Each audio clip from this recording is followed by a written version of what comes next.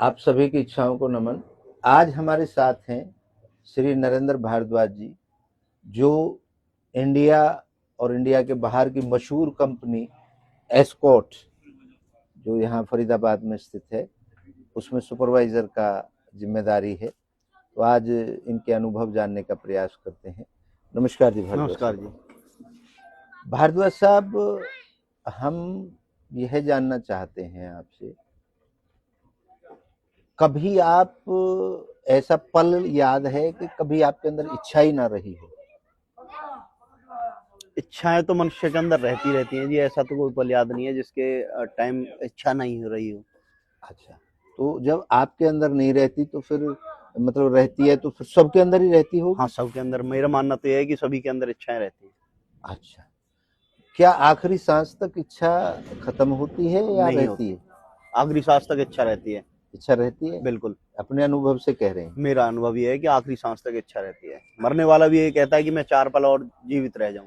अच्छा अच्छा। तो भारद्वाज साहब, हमने एक दर्शन लिखा है जी। 11,000 पन्ने का। हमने उसमें लिखा है कि इस धरती पर ऐसा कोई जीव नहीं है जिसके अंदर इच्छा ना हो। ये बिल्कुल सही ठीक लिखा है? बिल्कुल सही लिखा है। दूसरा हमने उसमें लिखा है कि ऐसा कोई व्यक्ति और जीव नहीं है जिसकी सारी इच्छाएं पूरी हो गई। नहीं, ऐसा कोई व्यक्ति और जीव नहीं है, सही लिखा है आपने, जिसकी सारी इच्छाएं पूर्ति हुई हो। अच्छा, तीसरा हमने एक काम और बताया है, जीवन में कोई इतना बड़ा सिस्टम जो हम लोग सोचते हैं, एक इतना बड़ा हमारे सर पे बोझ है, ऐसे हमारी जिंदगी कठिन है, हमने सिर्फ उसको 2 शब्दों में खत्म कर दिया है, इच्छा पैदा करना। हाँ। और पूरी करना। पैदा करना और पूरी करना। इसके अलावा तीसरा कोई काम ही नहीं है आदमी के पास। इसके बारे में आपका क्या कहना है? बिल्कुल राइट फैक्ट है ये, कि हमारी जो इच्छाएं हम उन्हीं को पूर्ति करने में अपना जीवन पूरा व्यतीत कर देते हैं, चाहे छोटी हो या चाहे बड़ी छोटी हो या बड़ी हो। अब मैं बात करूं कि जो यहाँ विश्व का सबसे अमीर आदमी है, उसकी भी ये इच्छा है कि मैं और आगे ग्रोथ करूं, जबकि उसके पास बहुत सारा धन है, बहुत चीजें हैं, उसका पूरा विश्व उसके नीचे काम कर रहा है, लेकिन फिर भी ये इच्छा है कि मैं और जाके ग्रोथ करूं। बहुत। तो इच्छाएं तो उसकी भी है। मतलब ये हमने जो लिखा है अपने दर्शन में, बहुत लंबा चौड़ा जो हम सोचते हैं, विचारते हैं, उनकी जगह हमने केवल 2 शब्दों में खत्म कर दी है जिंदगी। तो ये ठीक है? बिल्कुल सही है। तो इससे कुछ हल्कापन लग रहा है आज आपको अनुभव? ये इतना बड़ा लफड़ो ही ना हो, बस इच्छा पैदा करें, पूरी करें। इंसान अगर अपनी इच्छाओं को एक सीमित रख ले तो उसको इतने बड़े बवंडर में पड़ने की जरूरत ही नहीं है।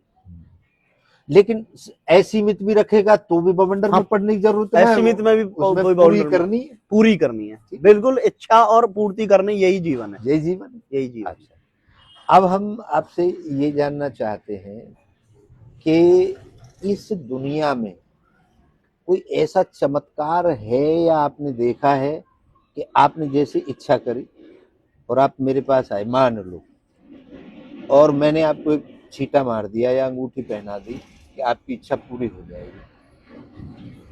ऐसा कुछ नहीं है। ऐसा कुछ नहीं है कि छींटे मारने से इच्छा पूर्ति हो जाती है। तो आदमी ढोंग और पाखंड के बीच में जो पिसा हुआ है, ये क्या मतलब इससे होती है इच्छाएं पूरी? बिल्कुल बकवास है। बकवास है, एक नंबर बकवास है। जो ये हमारे ढोंग है, इनसे कोई आज तक इच्छा पूर्ति नहीं हुई। ये सिर्फ हमारे कर्मों के अनुसार, जो हम कर्म करते हैं उसके अनुसार हमारी इच्छा पूर्ति होती है। हमने जो इच्छा जागृत करी, हम उस पर काम कर रहे हैं, तब हमारी इच्छा पूर्ति होगी, वरना कोई इच्छा ऐसी नहीं है जो अपने आप से पूर्ति हो जाएगी। तो आपके हिसाब से ये जो लोग बड़े बड़े दरबार लगा करके बड़े बड़े दावे करते हैं, ये क्या है आपके हिसाब से? मेरे हिसाब से अगर हम किसी की ये कर रहे हैं कि भाई हमने एक अपने घर में भी ये बड़ा दरबार लगा लिया, उससे इच्छा पूर्ति तो होनी नहीं है हमारी। हम उसी काम को जो हम वहां जाके कर रहे हैं अपने घर पे भी कर सकते हैं। ये लोग हमारे साथ एक मैजिशियन करके, बहुत बढ़िया मैजिक करके हमको अपनी ओर आकर्षित करते हैं और हमारे लोग उस आकर्षण में चले जाते हैं जी।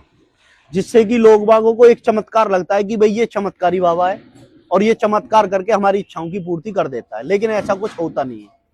आज तक मुझे तो ऐसा लगा नहीं है। मेरा जो जीवन है वो 30-32 साल की उम्र है, जो हम अपने कर्म के अकॉर्डिंग करेंगे वही हमारा फल हमको मिलेगा। तो आपके हिसाब से पाखंड क्या है? पाखंड बिल्कुल पाखंडी है, जिसका नाम ही पाखंड है वो बिल्कुल पाखंडी है, और उसमें बिल्कुल 1% भी सच्चाई नहीं है। एक साधारण आदमी कैसे पहचान सकता है कि ये पाखंड है और ये सही है आपके हिसाब से? देखो, जो हमारे ग्रामीण लोग हैं, अगर हम उनको थोड़ा बहुत एजुकेटेड करें कि भाई ये सिर्फ, अगर हम कोई भी किताब ऐसी लेना कि सिर्फ एक मैजिक है, एक जो हमारे यहाँ करतब दिखाने के लिए आते थे, वो कबूतर 1 रुपए से कबूतर बना दिया, कबूतर को उड़ा दिया, उसके पास कबूतर तो था नहीं, कबूतर बनाया, और अगर वो इतना ही बड़ा बनाने वाला होता तो वो हमें यहाँ करतब दिखाने के लिए नहीं आता, वो अपने घर पे रह के अपनी सारी इच्छाओं की पूर्ति करता और हमारे पास से अपने कमाई का जरिया नहीं बनाता। ये सिर्फ एक कमाई का जरिया बना रखा है लोगों ने कि लोगों से धन ऐंठना है और अपनी इच्छाओं की पूर्ति करनी है। ये हुई बात। तो अल्टीमेटली करनी उन्हें भी अपनी इच्छाओं की पूर्ति है। अब इसमें भारद्वाज साहब हमने जो इच्छाएं की कैटेगरी बनाई है वो 3 बनाई है। एक तो है प्राकृतिक इच्छाएं, जैसे भूख लगना, अच्छा, सुरक्षा की इच्छा, नींद की इच्छा, ठीक ये है। सब सांस लेना, ये तो परमात्मा की दी ओर है, ये अंदर की इच्छा, अंदर की इच्छाएं, शारीरिक इच्छाएं। अब दूसरी जो इच्छाएं हैं वो देश काल परिस्थिति के हिसाब से हैं। जैसे पहले अगर हम आज से 200 साल पहले जाएं तो उस समय बैल की जरूरत थी, बैल की लोगों को तो जरूरत बैल थी खेती खरीदता करने था। के लिए, खरीदता था। आज के नाम मेरा पहचान है और शरीर मेरा साधन है और मैं इच्छा हूँ, मतलब मेरी जो इच्छा है वो मुझे कंट्रोल करती है, ठीक है, और शरीर के माध्यम से मैं इतनी इच्छाओं की पूर्ति करता हूँ और नाम मेरा पहचान है। तो नाम तो मेरा बदला जा सकता है लेकिन मैं नहीं बदलूंगा, ठीक है। शरीर मेरा बदल जाएगा क्योंकि एक दिन यहाँ रह जाएगा और उसमें से कुछ निकल के जाएगा, ठीक है, और जो निकल के जाएगा वो केवल इच्छा हमने लिखी है अपने दर्शन में। आप क्या कहते हैं, ये ठीक है या कुछ और है? ये हद तक तो ठीक है गुरुजी, ठीक है, लेकिन हमारी इच्छाएं परिस्थिति के हिसाब से बदल भी जाती हैं जी। कि आज हमारे पास, हमको लग रहा है कि हमारी जो अर्निंग है, आज हम 50,000 कमा रहे हैं, अब तो हमारी इच्छाएं अलग होगी। जैसे कि मान के चलो, मैं पहले बाइक से ड्यूटी जाता था तो मेरी जॉब थी 15 से 20,000 रुपए की। अब मेरी मजबूरी भी थी कि भाई मैं बाइक से ड्यूटी जाऊं, लेकिन इच्छा तो थी कि भाई मैं गाड़ी से जाऊं। अब मैं 50,000 कमा रहा हूं तो मेरी इच्छा की मैंने अपनी पूर्ति कर दी, मैंने गाड़ी ले ली। तो ये इच्छाएं तो अपनी इनकम सोर्स के हिसाब से या पारिवारिक परिस्थितियों के हिसाब से बदलती भी रहती है। अब मैं आपको इससे रूबरू कराता हूँ, आपको अनुभव कराता हूँ। हम और आप जो भी जितने भी जीव जंतु हैं, 2 इच्छाओं के मिलन से पैदा हुए। बिल्कुल, एक माँ की इच्छा, एक पिताजी की इच्छा। उससे ये शरीर बनना शुरू हुआ जब दोनों इच्छाएं मिली, ठीक है। अब वो दोनों इच्छाएं हमारे अंदर रहती हैं, हाँ ठीक है। एक बदलती रहती है, एक नहीं बदलती, ठीक है।